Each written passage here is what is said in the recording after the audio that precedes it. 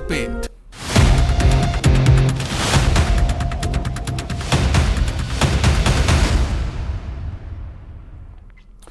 नमस्कार, बहुत स्वागत है आपका। मैं हूं आपके साथ सुमित शर्मा और बुलेटिन में हम सबसे पहले बात करेंगे नारायण त्रिपाठी की। बीजेपी विंध्य जनता पार्टी के संस्थापक त्रिपाठी ने कहा है कि हमने हमेशा विंध्य प्रदेश की मांग की। जब हमने विंध्य प्रदेश की मांग रखी तो हमें बागी बना दिया गया। विंध्य जनता पार्टी की 25 प्रत्याशियों की सूची आई है। 40 सीटों पर चुनाव लड़ेगी विंध्य जनता पार्टी। मैहर से चुनाव लड़ेंगे नारायण त्रिपाठी। भोपाल के दक्षिण पश्चिम विधानसभा में भी बीजेपी ने अपना कैंडिडेट उतारा है। मनीष पांडे को बनाया है दक्षिण पश्चिम विधानसभा का कैंडिडेट।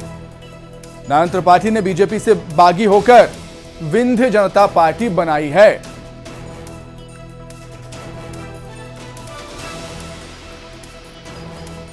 तो विंध्य जनता पार्टी के संस्थापक नारायण त्रिपाठी ने कहा कि हमने हमेशा विंध्य प्रदेश की मांग की और जब हमने इसकी मांग रखी, विंध्य प्रदेश की मांग रखी, तो हमें बागी बना दिया गया। विंध्य जनता पार्टी ने 25 प्रत्याशियों की सूची जारी की है। 40 सीटों पर चुनाव लड़ेगी विंध्य जनता पार्टी।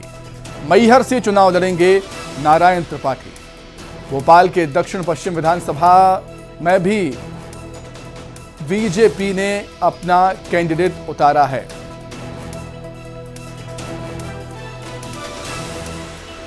तो चलिए, अधिक चर्चा के लिए सीधे हम रुख कर देंगे सहयोगी शैलेंद्र चौहान हमारे साथ जुड़ गए हैं। शैलेंद्र, बीजेपी विंध्य जनता पार्टी भी अब पूरे दमखम के साथ विधानसभा चुनाव लड़ने की तैयारी में है। 40 सीटों पर वो ताल ठोकेंगे। देखने वाली बात होगी कि बीजेपी को कितना नुकसान पहुंचाती है पार्टी। शैलेंद्र, देखिए, बिल्कुल 4 बार के विधायक और विंध्य के कद्दावर नेता नारायण त्रिपाठी माने जाते हैं और आज इन्होंने विंध्य जनता पार्टी की घोषणा का ऐलान करने के साथ ही 25 उम्मीदवार घोषित कर दिए हैं और पार्टी कुल 40 प्रत्याशी अपने उतारने वाली है चुनाव मैदान में। हमारे साथ खुद नारायण त्रिपाठी हैं, हम उनसे ही बात करते हैं। विंध्य के लिए आपका लगातार लड़ाई जारी रही है, क्या किस तरह की अब लड़ाई है मैदान में? बड़ी मुश्किल से पार्टी का रजिस्ट्रेशन हो पाया और बड़ी मुश्किल से सिंबल मिल पाया और बहुत मुश्किल से अभी 4 दिन पहले ही हमें यह मालूम हुआ कि अब हम चुनाव लड़ सकते हैं। हमारी साइड में विंध्य जनता पार्टी कन्फर्म है कि अब हम चुनाव लड़ सकते हैं। तो अचानक हम सभी लोगों को बोले कि आप लोग आ जाओ और पूरे प्रदेश में चुनाव लड़ाने का काम करेंगे। आज ये मौका हमें मिला तो मैं आपके चैनल के माध्यम से पहले तो सभी विंध्यवासियों से अपील और प्रार्थना करूंगा कि सब लोग आशीर्वाद दें और जो विंध्य के नाम पर जो वहां से चुनकर आ जाते हैं और विंध्य को पलट के देखते नहीं हैं, उनको भी सबक सिखाने का काम करें। और विंध्य जनता पार्टी का गठन होने का मकसद सिर्फ ये है कि विंध्य का पुनर्निर्माण हो और हमारे बाल बच्चों का बेहतर भविष्य हो। स्कूल, शिक्षा, पढ़ाई लिखाई, दवाई आदि की व्यवस्था हो सके। हमारे विंध्य में खनिज संपदा का अकूत भंडार, हमारे विंध्य में धार्मिक प्लेस, टूरिज्म प्लेस, हमारे विंध्य में सबसे ज्यादा बिजली पैदा करने वाला इलाका। इसके बाद भी वहाँ का किसान हमेशा बिजली के लिए परेशान, खाद के लिए परेशान, पानी के लिए परेशान। तमाम इन परेशानियों को देख देख के हमारे सीधी सिंगरौली एक रोड है जहां कम से कम 150 बार बड़े बड़े नेताओं ने भूमि पूजन कर डाला, पर आज तक वो रोड न बन पाई 20 साल से। तो ये विंध्य का हाल है। ये दुर्दशा देखकर हम लोगों ने तय किया कि हमारे विंध्य का पुनर्निर्माण हो, तभी कल्याण होगा। जहां पढ़ाई की व्यवस्था नहीं, पढ़ाई के लिए इंदौर जाना पड़े, दवाई के लिए नागपुर मंडी जाना पड़े, ऐसे प्रदेश के बारे में क्या कहना। फिर एक बात कहना चाहूंगा पूरे मध्य प्रदेश की कि 20 साल से जो भारतीय जनता पार्टी की सरकार है, 20 साल में ये सरकार वो नहीं कर पाई कि हमारे गांव के बच्चे भी बेहतर ढंग से पढ़ सकें। आज भी स्कूल बरसात में पानी छूता है और बरसात में बच्चों को छुट्टी देना पड़ता है। तो ये बुरा हाल है। विंध्य के पुनर्निर्माण की बात करी, बिल्कुल त्रिपाठी यहाँ पर कह रहे हैं, मांग लगातार कर रहे हैं। अब देखने वाली बात होगी उनकी पार्टी विंध्य क्षेत्र के लिए क्या कुछ कर पाती है। सीधे आपको शाहपुर लिए चलते हैं। कमलनाथ पहुंचे हैं सभा करने के लिए, चुनाव की कमान संभाल ली है कमलनाथ ने। शिवराज सिंह जी, आपने दिया क्या? आप बड़ी लंबी चौड़ी बातें करते हैं, आप भी तो हिसाब दीजिए। मैं बताता हूं शिवराज सिंह जी ने क्या दिया। इन्होंने महंगाई दी, बेरोजगारी दी, माफिया राज दिया, बिगड़ी हुई स्वास्थ्य व्यवस्था, बिगड़ी हुई शिक्षा व्यवस्था, ये सब चीजें थी। दुखी किसान आपने दुखी किया, शिवराज सिंह जी ये आपने दिया। एक और शिवराज सिंह जी ने दी, घर घर में शराब दी। सही बात है, घर घर में शराब दी। ये इन्होंने तो मध्य प्रदेश के भविष्य पर ताला लगा रखा है, एमपी की तरक्की पर ताला लगा रखा है, किसानों की आमदनी पर ताला लगा रखा है, युवाओं के रोजगार पर ताला लगा रखा है, बच्चों की किताबें और यूनिफॉर्म पर ताला लगा रखा है, कर्मचारियों की पेंशन पर ताला लगा रखा है। ताला खुलवाना है 50% दे दो, 50% दे दो, ये ताला खोलेंगे। ये आज हाल है। तो ये तस्वीर आप सबके सामने है, मुझे लंबी बात नहीं करनी, मुझे आपसे इतना ही कहना है कि आप वन अधिकार पेशा का उदाहरण लें। पेशा 18 साल बाद इन्होंने कानून लागू किया। हमारे आदिवासियों के लिए हमने, कांग्रेस सरकार ने पेशा कानून बनाया था और ऐसे नियम बनाए, इसमें भी घोटाला शुरू कर दिया। उन्होंने कहा ये नया मौका मिला है, हमारी सरकार आएगी, हमारी सरकार आएगी, हम नए कानून बनाएंगे, नए नियम बनाएंगे ताकि आदिवासी खुद ये पैसा कानून का क्रियान्वयन करें। बहुत बड़ी आवश्यकता है। किसान भाइयों, हमारी सरकार आएगी, अब तो ज्यादा समय नहीं बचा। मध्य प्रदेश की जनता ने तय कर लिया है कि शिवराज सिंह जी को विदा करेंगे। बहुत कर लिया उन्होंने, जगह जगह जाते हैं, इनको रोजगार मांगते हुए नौजवानों की आवाज नहीं सुनते। आज किसान के आंसू ये नहीं देखते, इनकी कान नहीं चलती, आंख नहीं चलता, मुंह बहुत चलता है। मुंह चलाने में ये मास्टर हैं, मुंह चलाते रहेंगे। 22,000 घोषणाएं करी हैं और अब पिछले 5 महीनों में चुनाव है, इनको बहनें याद आने लग गई, इनको कर्मचारी याद आने लग गए, क्योंकि किसी तरह कोई ना कोई प्रलोभन दो और जनता को गुमराह करो। कन्या विवाह की राशि हम बढ़ाएंगे, 1 लाख रुपए करेंगे। बेरोजगारों को 15 से 3,000 रुपए तक आर्थिक सहायता करेंगे। हम नौजवानों को आईपीएल की टीम की ट्रेनिंग देंगे। स्कूल शिक्षा हम पूरी तरह मुफ्त करेंगे। ये सब हमारी योजना है, मैं सब पढ़ना नहीं चाहता, आवश्यकता नहीं है, पर इतना ही कहना चाहता हूं, कमलनाथ का साथ मत देना, कांग्रेस का साथ मत देना, तस्वीर रख लेना अपने सामने प्रदेश की और सच्चाई का साथ देना। आप सच्चाई का साथ देंगे, आप सच्चाई का साथ देंगे तो हमारा भविष्य सुरक्षित रहेगा। मैं जानता हूं चिचोली ब्लॉक की क्या मांगे हैं आप, अरे भाई मैं जानता हूं ये होगा नहीं, चुनाव के बाद आपको आके मुझे पकड़ लेना पड़ेगा, मेरा कुर्ता खींचना होगा तभी ये होगा। ये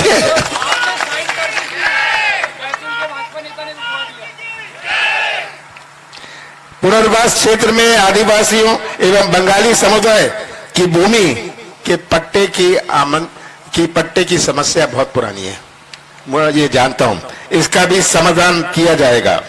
हमारा लठिया बिछुआ डैम का निर्माण किया जाएगा। ये भी छोटी योजना नहीं है, बड़ी योजना है। ये आज हमारा लक्ष्य क्या है कि हम किसानों को मजबूती दें। अगर हम फिर से, हमने तो कहा हुआ है कर्जा माफ हम फिर से करेंगे, शुरू करेंगे, पर साथ साथ अगर कर्जा ही माफ किया और किसानों को सिंचाई की सुविधा ना हुए, किसान क्या करेगा? तो सिंचाई योजना, इस तरह आपका बहुत सारी मांगे हैं, ये आपको मुझे बोलने की आवश्यकता नहीं है, ये तो आपको, ये कौन सी सीताजिरी माचना मोरन की स्वीकृति निरस्त की जाएगी। इसमें बहुत सारे लोगों को तकलीफ हो रही है, यही है ना? मैं जानता हूं कुछ लोगों ने मुझे चिट्ठी भी लिखी थी, तो मैं ये उम्मीद करता हूं कि जब गिनती होगी और मध्य प्रदेश की विधानसभा बनेगी,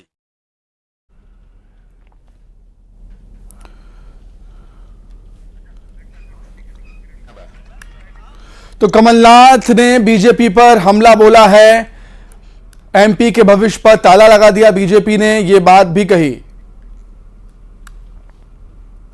आगे बढ़ेंगे, बात करेंगे जेपी नड्डा की। छत्तीसगढ़ के दौरे पर रहेंगे जेपी नड्डा। 29 अक्टूबर को नड्डा का दौरा है और बीजेपी राष्ट्रीय अध्यक्ष जेपी नड्डा छत्तीसगढ़ आएंगे बीजेपी के पक्ष में माहौल बनाने के लिए। प्रदेश में 2 रैलियां हैं उनकी, इन रैलियों को संबोधित करेंगे। दुर्ग और बिलासपुर में रैली होनी है,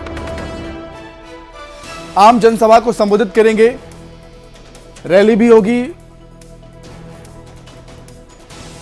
जेपी नड्डा की छत्तीसगढ़ में। बीजेपी दफ्तर में कार्यकर्ताओं के साथ, नेताओं के साथ रणनीति भी बनाएंगे, जीत का मंत्र भी देंगे। आने वाले विधानसभा चुनाव के लिए रणनीति पर भी काम करेंगे जेपी नड्डा। तो कई केंद्रीय मंत्रियों का दौरा छत्तीसगढ़ में होना है, इसी कड़ी में जेपी नड्डा भी आएंगे। वहीं छत्तीसगढ़ के चुनावी रण में बीजेपी के केंद्रीय नेताओं के दौरे लगातार जारी हैं। केंद्रीय मंत्री मीनाक्षी लेखी गरियाबंद दौरे पर जाते वक्त धमतरी में रुकी। यहां के प्रसिद्ध बड़े खाए और न्यूज 18 से एक्सक्लूसिव बातचीत में चुनाव सियासत और ईडी पर बेबाकी से अपनी राय रखी। ये दौरा तो आज अभी यहाँ पर क्या नाम है, धमतरी, हम धमतरी तो खाली वड़ा खाने आए और वैसे चुनाव पे आगे हमारी ड्यूटी है, नामांकन है आज, तो उस सभा में आए हैं। लेकिन हमें पता चला कि धमतरी का दाल वड़ा सबसे मशहूर है, तो हमने कहा नाश्ता इधर ही करके आगे बढ़ेंगे। सियासत जो है छत्तीसगढ़ में वो भी लगातार जारी है। आपसे बातचीत करते हुए आप नाश्ता करते रहिए। जी जी, थैंक यू। ईडी को लेकर चुनाव में काफी चर्चा हो रही है। मुख्यमंत्री ने भी तीखा कटाक्ष किया कि जितने कुत्ते घूम रहे हैं छत्तीसगढ़ में ज्यादा ईडी घूम रही है। ये काफी कठोर उनकी टिप्पणी, आप क्या कहेंगे इस पर? देखिए, मैं यही कहूंगी कि कुत्ते ना बहुत वफादार होते हैं और इस देश को वफादार लोगों की जरूरत है। चोरी चकारी करने वाले लोग वही इनसे डरेंगे।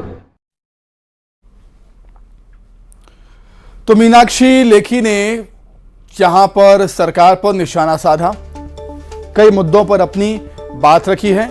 छत्तीसगढ़ के रण में चुनाव प्रचार की कमान मीनाक्षी लेखी ने संभाल ली है। धमतरी पहुंची थी, यहां के फेमस बड़े उन्होंने खाए और ईडी पे, सियासत पे, आने वाले विधानसभा चुनाव पे बेबाकी से उन्होंने अपनी राय रखी है न्यूज 18 से बातचीत करते हुए।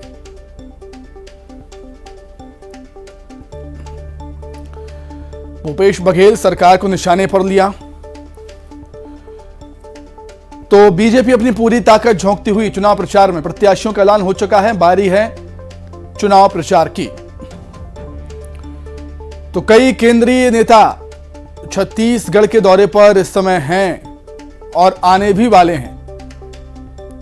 मीनाक्षी लेखी भी पहुंची हुई हैं, धमतरी पहुंची थी, महिला कार्यकर्ताओं से बातचीत की है। तमाम तरीके से रणनीति बनाई जा रही है चुनाव प्रचार के लिए, बीजेपी के पक्ष में माहौल बनाने की कोशिश है। तो चलिए अब बात करेंगे राम दरबार में सरकार की। पीएम मोदी का आज चित्रकूट का दौरा है। प्रधानमंत्री अपने दौरे के दौरान चित्रकूट में अरविंद भाई मफतलाल की 100वीं जयंती पर आयोजित कार्यक्रम में शामिल होंगे। समाधि स्थल जाएंगे, पुष्पांजलि अर्पित करेंगे, फिर जगत गुरु सदगुरु सेवा संघ के कर्मचारियों को संबोधित करेंगे और सदगुरु सेवा संघ के अस्पताल की व्यवस्था को देखने के बाद नई विंग के पूजन कार्यक्रम में शामिल होंगे। चित्रकूट के दौरे के दौरान पीएम मोदी तुलसी पीठाधीश्वर जगत गुरु स्वामी रामभद्राचार्य महाराज से मुलाकात करेंगे और उनकी पुस्तक का विमोचन भी करेंगे। सुरक्षा को लेकर प्रशासन की तैयारियां पूरी हैं।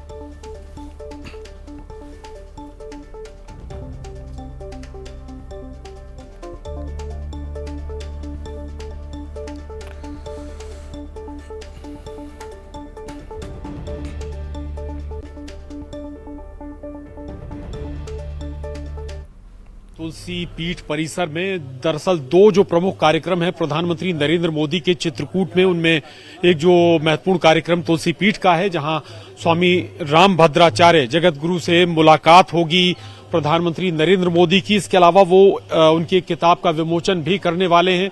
ये परिसर, ये वो मंदिर जहां पर प्रधानमंत्री आएंगे, दर्शन भी करेंगे। कांच मंदिर प्रसिद्ध, कांच मंदिर के नाम से ये प्रसिद्ध है और ये वो परिसर जहां जगत गुरु रामभद्राचार्य का कक्ष है। हालांकि मुलाकात यहां नहीं होनी है बल्कि जो विमोचन वाला हॉल है वहां पर दोनों की बातचीत होगी, मुलाकात होगी। कहा जा रहा है कि कई मसलों पर बातचीत कर सकते हैं, महत्वपूर्ण चर्चा है, महत्वपूर्ण संदेश भी यहां से निकलेगा, कोई बड़ी राजनीतिक बात भी निकले। हालांकि ये विशुद्ध रूप से गैर राजनीतिक कार्यक्रम है। तुलसी पीठ का जो मैं आपको तस्वीरें भी दिखा रहा हूं, हालांकि तुलसी पीठ जैसा कि वहां पे वो विमोचन हॉल है, इस विमोचन हॉल से हम लोग चूंकि एंट्री गेट की तरफ अगर जाएंगे तो एंट्री गेट के अपोजिट में सदगुरु सेवा ट्रस्ट है जहां एक जो महत्वपूर्ण कार्यक्रम के लिए प्रधानमंत्री नरेंद्र मोदी आ रहे हैं, वहां पर उस ट्रस्ट के नए भवन का उद्घाटन भी पीएम मोदी करने वाले हैं। इसके अलावा इमरजेंसी एयर सेवा का भी शुभारंभ प्रधानमंत्री नरेंद्र मोदी करेंगे। दरअसल इस ट्रस्ट के सबसे बड़े ट्रस्टी अरविंद भाई मफतलाल, जिनकी 100वीं वर्षगांठ पर यह आयोजन इस ट्रस्ट में किया जा रहा है। सिक्योरिटी का अगर हम जिक्र करें तो सुरक्षा बहुत चाक चौबंद है, प्रॉपर व्यवस्थाएं हैं यहां पर। ये अंदर की स्थिति है और जैसे जैसे समय बढ़ेगा, नजदीक आएगा प्रधानमंत्री नरेंद्र मोदी के चित्रकूट पहुंचने का, ये सुरक्षा और ज्यादा टाइट होती चली जाएगी। बाहर की सुरक्षा पिछले कई दिनों से टाइट है। इतना ही नहीं, अब एसपीजी ने भी मोर्चा संभाल लिया है। इस लिहाज से हम कहें कि किसी भी तरह की कोई परेशानी यहां आम जनता को भी नहीं होनी चाहिए, ये भी ख्याल रखा जा रहा है। तो इंतजार है बस प्रधानमंत्री नरेंद्र मोदी के चित्रकूट पहुंचने का। कैमरा तुलसी पीठ में स्थित ये वो हॉल है जहां आज प्रधानमंत्री नरेंद्र मोदी आएंगे, पहुंचेंगे और रामभद्राचार्य भी इस मंच पर साथ में बैठेंगे उनके। ये इस वक्त आप जो तस्वीरें देख रहे हैं मंच की तस्वीरें हैं। व्यवस्थाओं का जायजा लेने खुद स्वामी रामभद्राचार्य जी पहुंचे हैं इस वक्त मंच पर। चूंकि एक पुस्तक का यहाँ पर विमोचन होना है, सुबह से वो खुद जायजा ले रहे हैं तुलसी पीठ में जो आयोजन है, कार्यक्रम है, उसकी व्यवस्थाओं का। तस्वीरें आप देख रहे हैं। ये बड़ा जो हॉल, मुख्य रूप से प्रधानमंत्री इस हॉल में आने वाले हैं, चर्चाएं करेंगे। बहुत जो सुधीजन हैं वो इस जो सिलेक्टेड लोग हैं वो इस हॉल में बैठेंगे और उससे पहले खुद स्वामी रामभद्राचार्य जी व्यवस्था का जायजा लेने पहुंचे हैं और उन्हें बताया भी जा रहा है, मंच से उन्हें रूबरू कराया जा रहा है। सी मंच से वो संभव है संबोधित करें जब प्रधानमंत्री नरेंद्र मोदी यहां पर पहुंचेंगे। तो खुद स्वामी रामभद्राचार्य मंच का जायजा लेते हुए जानकारी उन्होंने ली है व्यवस्थाओं की और अब जायजा लेने के बाद ये तस्वीरें जरूर लेकिन देखिए आप पूरी तरह से इस यहाँ पर सजावट की गई है, मंच की सजावट की गई है, साज सज्जा की गई है, चारों तरफ फूलों से सजाया गया है इस मंच को। और तुलसी पीठ का ये बहुत महत्वपूर्ण कार्यक्रम है, पुस्तक का विमोचन होना है। एक बार आप सराउंडिंग जरूर अगर देखेंगे आप इस पूरे हॉल को, तो यहाँ पर तमाम जो सुधीजन हैं या कहें सिलेक्टेड पर्सन्स हैं वो केवल यहाँ पर आएंगे और मंच पर प्रधानमंत्री नरेंद्र मोदी, साथ में जगत गुरु श्री रामभद्राचार्य जी मौजूद रहेंगे और कुछ और भी गणमान्य लोग मौजूद रहेंगे। कैमरामैन खिलान सिंह के साथ प्रशांत कटारे, न्यूज़ 18 चित्रकूट। तुलसीपीठ के पीठाधीश्वर पद्म विभूषण जगत गुरु राम भद्राचार्य जी ने न्यूज 18 से खास बातचीत की। उन्होंने पीएम मोदी राम मंदिर पर क्या कुछ कहा, आइए आपको सुनाते हैं। 27 अक्टूबर को प्रधानमंत्री नरेंद्र मोदी चित्रकूट आ रहे हैं और तुलसी पीठ भी आएंगे प्रधानमंत्री नरेंद्र मोदी। और हमारे साथ इस वक्त बात करने के लिए पद्म विभूषण जगत गुरु श्री राम भद्राचार्य जी हैं। जगत गुरु जी, प्रधानमंत्री नरेंद्र मोदी आशीर्वाद लेने आ रहे हैं, आशीर्वाद मिलेगा उन्हें? पूर्ण आशीर्वाद मिलेगा, वो मेरे मित्र भी हैं जी। आशीर्वाद भी मिलेगा और 2024 में विजयी होने का प्रसाद भी मिलेगा जी। राम मंदिर आकार ले रहा है, सदियों से ये लड़ाई चल रही थी, अब जाकर आकार ले रहा है राम मंदिर। कितनी भूमिका मानते हैं आप मोदी सरकार की या मोदी जी की? बहुत अच्छी भूमिका मानते हैं, पर न्यायालय का कार्य था जी, उसमें सरकार का कोई हस्तक्षेप नहीं होता जी। उसमें तो गवाहियां होती हैं, तथ्य प्रस्तुत किए जाते हैं जी। मैंने स्वयं इतने अकाट्य तथ्य प्रस्तुत किए थे जी। कि उसने निर्णय की दिशा बदल दी जी। मैंने 441 प्रमाण दिए थे जी। और खुदाई हुई तो 437 स्पष्ट निकले, केवल 4 प्रमाण अस्पष्ट थे जी। और मोदी सरकार की भूमिका ये थी कि इतना बड़ा निर्णय आया जी। और किसी प्रकार का विपक्षियों का आक्रमण नहीं हुआ, विदेशियों का आक्रमण नहीं हुआ, शांत से निपट गया। मोदी जी ने शिलान्यास भी भूमि पूजन किया, तभी मैं था जी। इस बार अब रामलला जी गर्भगृह में प्रवेश करेंगे, तभी मैं रहूंगा, मोदी जी रहेंगे जी। उसी समय अयोध्या में मेरा अमृत महोत्सव मनाया जा रहा है जी। जो 9 दिन तक चलेगा जी।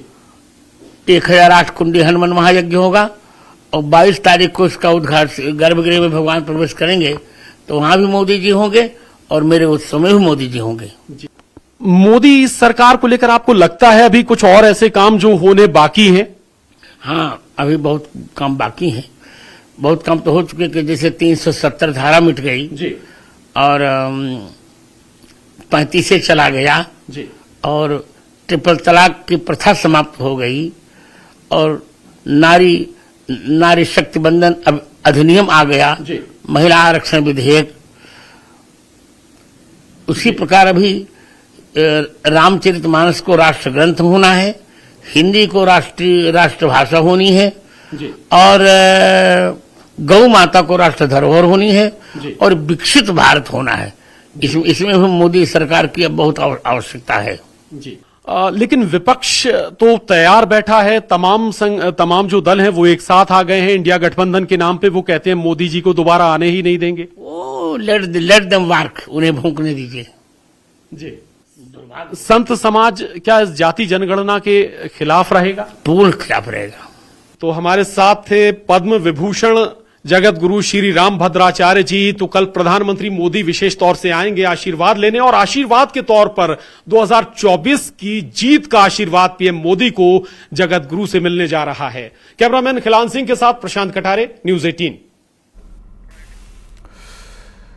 तो आज राम दरबार में सरकार, आध्यात्म और राजनीति का मिलन। पीएम मोदी चित्रकूट पहुंचेंगे, तुलसी पीठ भी पहुंचेंगे। तुलसी पीठ के पीठाधीश्वर राम भद्राचार्य से उनकी मुलाकात होनी है।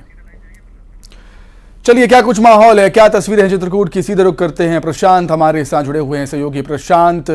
जैसे जैसे समय आगे बढ़ रहा है, हलचल भी वहां पर तेज हो रही होगी। क्या माहौल देख रहे हैं आप वहां पर, क्या तस्वीर है वहां की, प्रशांत?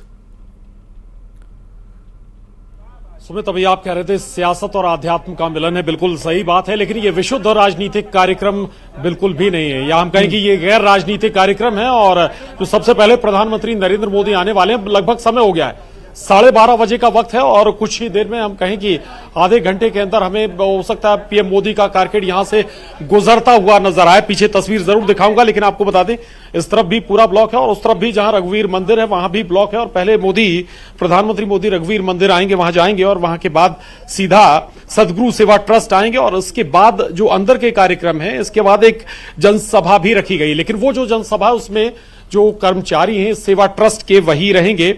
आशीर्वचन के नाम से वो जनसभा या कहीं कि एक छोटा सा जो प्रधानमंत्री नरेंद्र मोदी का वाचन होगा।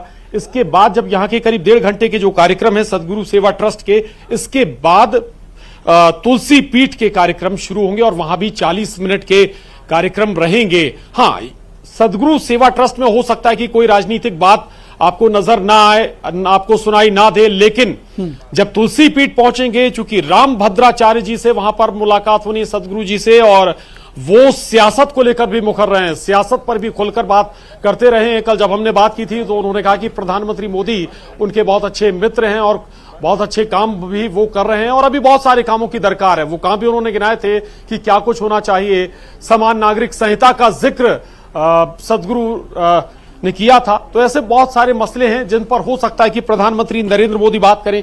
जो पुस्तक का विमोचन होना है, भाष्य का विमोचन होना है, वहां भी प्रधानमंत्री नरेंद्र मोदी डायस से संबोधित करेंगे। हालांकि वहां पर सिलेक्टेड लोगों को ही बुलाया गया है।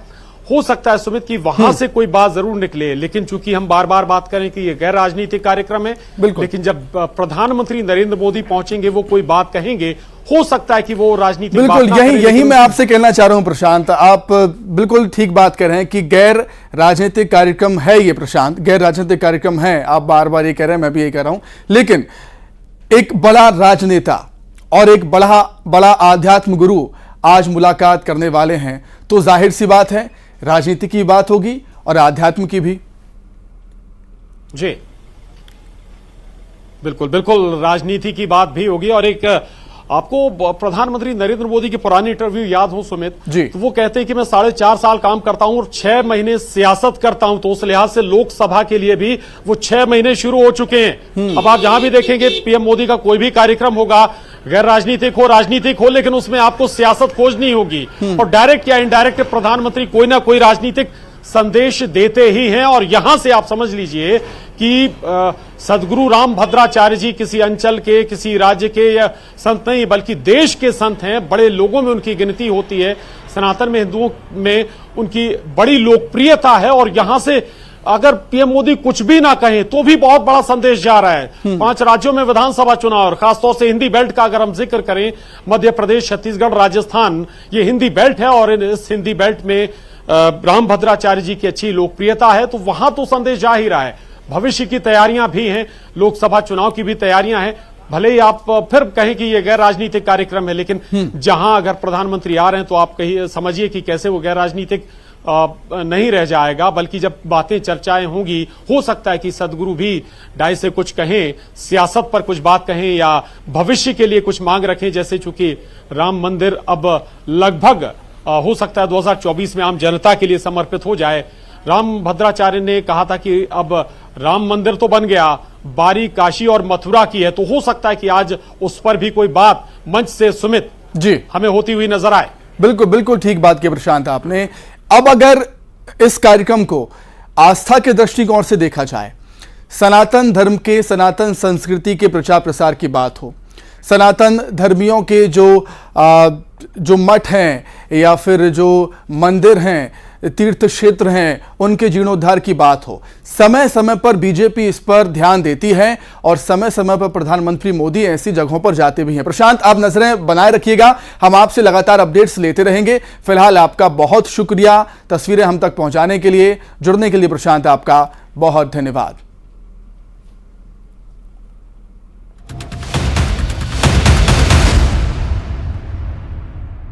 बाबूजी आगे